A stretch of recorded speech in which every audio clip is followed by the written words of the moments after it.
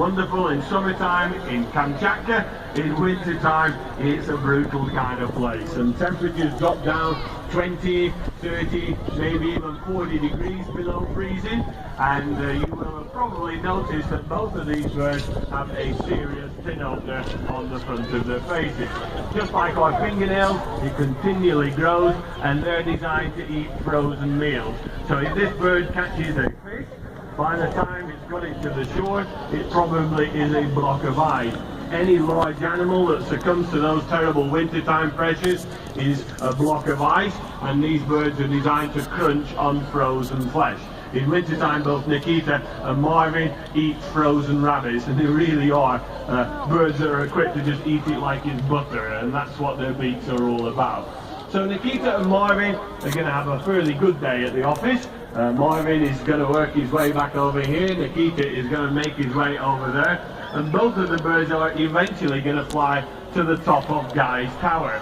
And you can see that actually sort of, well, David is over there, trying to send Marvin back over here, and Marvin's going like, nah, I'm not doing that, I'm just going to stay around here, because I know you've got a bag full of food. So what I'm going to try and do is bring both of the birds back over here onto our Lloyd's platform, and then we're going to set them the task of the day. And the task of the day is to fly all the way to the top of Guy's Tower. And that's the one with the flag blowing. And of course, when that flag blows in the right direction, it's an easy job.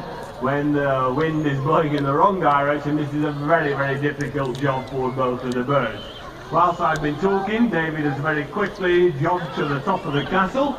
And if you've been up those steps there today, then you'll know just how difficult it is to get to the top of Guy's Tower. When David's match fit, he can get up there in about 25 seconds, and then we're going to give both of the eagles a substantial reward to go to the top of the castle. We do have to use quite a substantial reward, because obviously it's uphill, and the eagles, I guess, view this job in much the same way as David. They don't really want to go up there.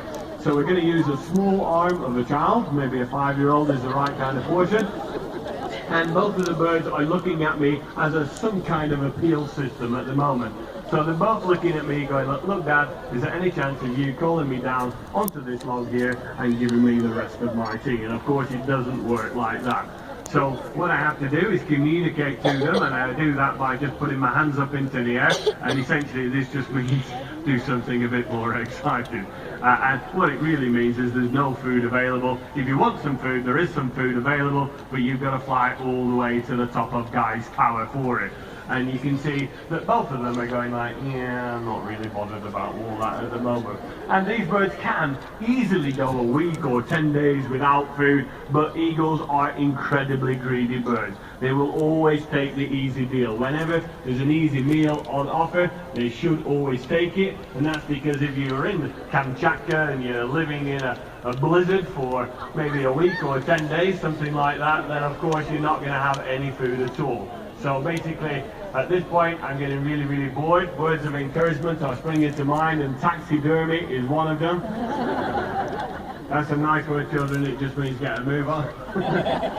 And Marvin and Nikita are just looking here and going, I think we'll do a bit of sunbathing. Marvin has the advantage today in that he's much lighter and he's heading out there, and as soon as he sets off, then of course Nikita, you can see how much heavier it is and how much harder it is for Nikita to actually get about. So already Marvin has got up to the top of the mound. Nikita is not stopping. She's heading out onto the back wall of the castle, and once she gets onto the back wall of the castle, usually as she goes over the top of the back wall of the castle, you'll feel a massive rush of air that will lift it up into the air. But obviously I know nothing about flying eagles. Nikita has just landed on Spy Tower on the far side and going like absolutely cream cracker.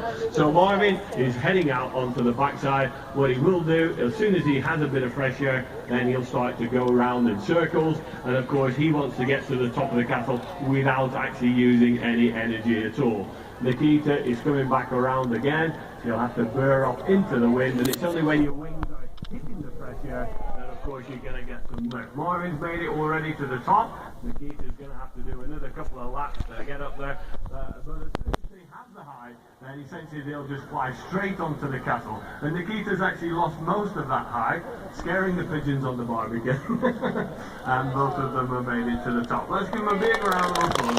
Very, very well.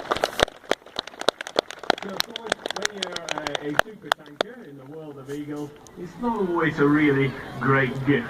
Obviously you can go many days without food, but if you're a big eagle and you're coming in at high speed, coming downhill, life can be a little bit complicated. Marvin is a bit like the child that has no idea how the brakes work.